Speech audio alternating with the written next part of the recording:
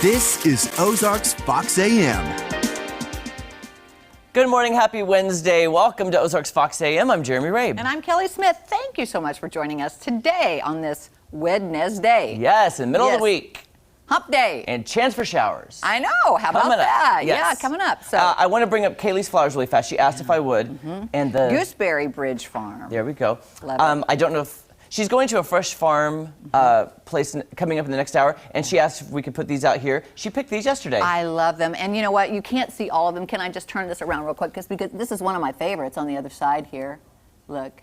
Isn't that so pretty? So that little pretty. Sunflower. But I love fresh picked flowers. Nothing makes me happier, honestly. So I'm happy to see this. Look at the colors. Zinnias are probably one of my favorites. Yeah, they're I so just love 'em. beautiful.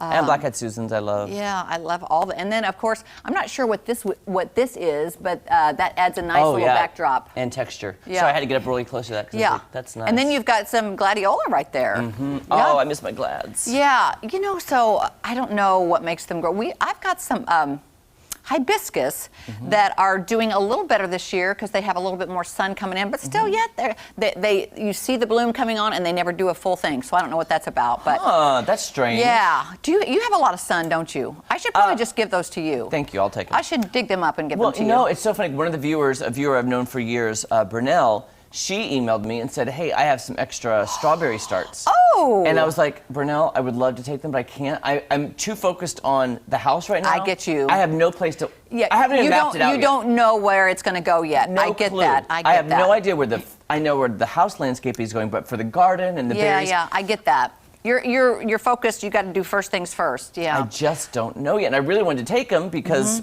she's giving me starts for blackberries and raspberries and. But you do want some trees, right? That I have for you. Yes, Because you know where, or no? No, I still do. don't know where the trees go. It's just so hard to dig right now. And I don't have time Well, to dig. it's not time yet. Yeah. The fall's better.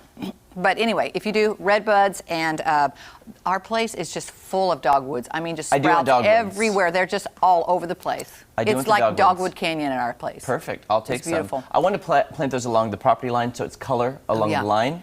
Yeah, that which I would think be look pretty. But you know, we had which I don't think these are indigenous to Missouri. I don't think. Now, correct me, viewers, if I'm wrong, because you're good at that and we appreciate you.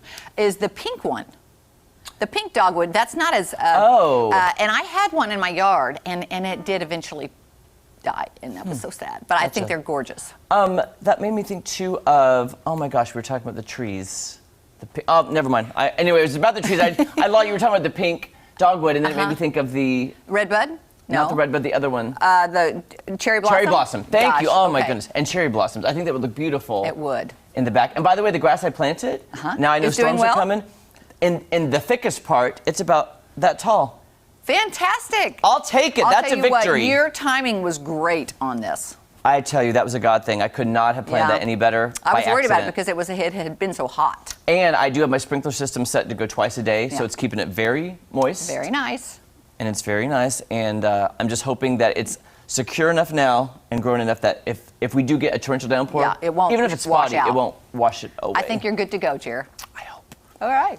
You know who's good to go? Yeah, I always, do. 24/7 is Joe Morano. Yes. Hey, gang. Hello. Good to go, but not as good as this lovely woman from Illinois, Sister Stephanie Baliga. She is a University of Illinois distance runner, excuse me. She is a nun now, but wanted to keep running, and she decided to run a marathon on her treadmill because no female has ever recorded this into the Guinness Book of World Records. You know Well. this? So she zoomed this, ran in her outfit that you see right there, and she recorded this, guys, and ran a full marathon, 26.2 miles on a treadmill, just trying to get some Zoom support along the way for the inspiration. Had a Guinness Book of World Record official on site to try and record this, and now look at that. She is a world record holder. How do you like that?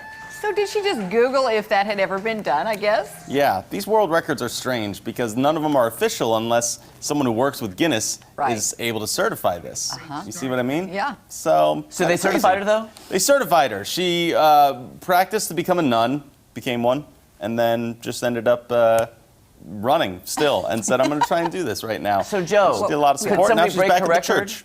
by then just trying to do it faster? Trying to do a better Jeremy, time. please don't She do did that. it. No, I would not. Well, it's ever. got to be female because she's the only female to Oh, do it. So it's gotcha. on you, Oh. Kelly. Do- but oh, she it's- did it in 3 hours and 36 minutes. I was gonna which ask you. is very good. And treadmill Kelly marathons can do it in are hard. 3. 3? 3 hours and what? 3 hours? And 35 minutes. Oh. Maybe. I Boy, don't guys, know. what's the most I could run? Maybe to the end of the studio. Then I got to walk. Listen, I don't know. Did she train a long time for it?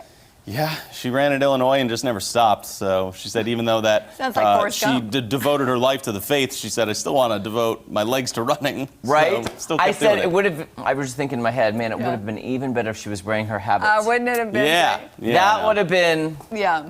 That line you said, she started running, never stopped. That reminded me of Forrest Gump. Oh, that People is were true. following him, and he's very like, true. "Well, yeah, Very I just true. started and I never stopped." Yeah.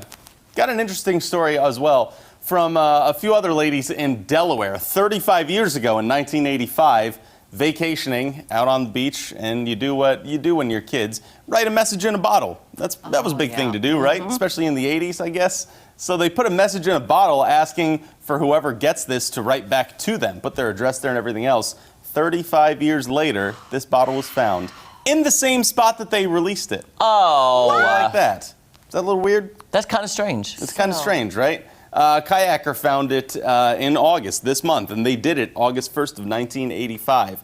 So this kayaker got in touch with them and was able to hand deliver the letter that they initially wrote 80 plus years ago.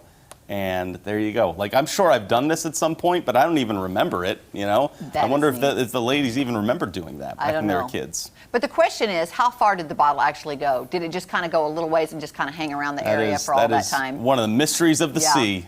Joe, I guess. love how you said that was popular in the 80s.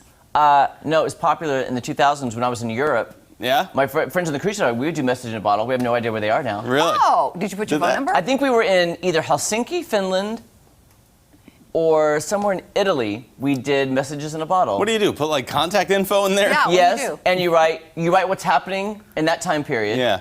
And then you roll it up, put it in the bottle. See, I was always worried because I think we did the cork. Yeah. Oh. I'm just so worried that Thought the cork water wouldn't get hold. in there Yeah. and then it would Yeah. sink. So I don't know where they are. Oh, man. Was your I don't phone know. number the same? You don't live where you did. I don't live where I did. Yeah. I don't know if my phone number's the same Yeah, now. see what I don't I'm even saying? know. There's no cruises happening right Things now. change, you know? Oh, boy. If anybody in Europe is watching, Yeah. Okay. call me. That's cool. Ooh, Thank boy. you, Joe. Yeah. All right.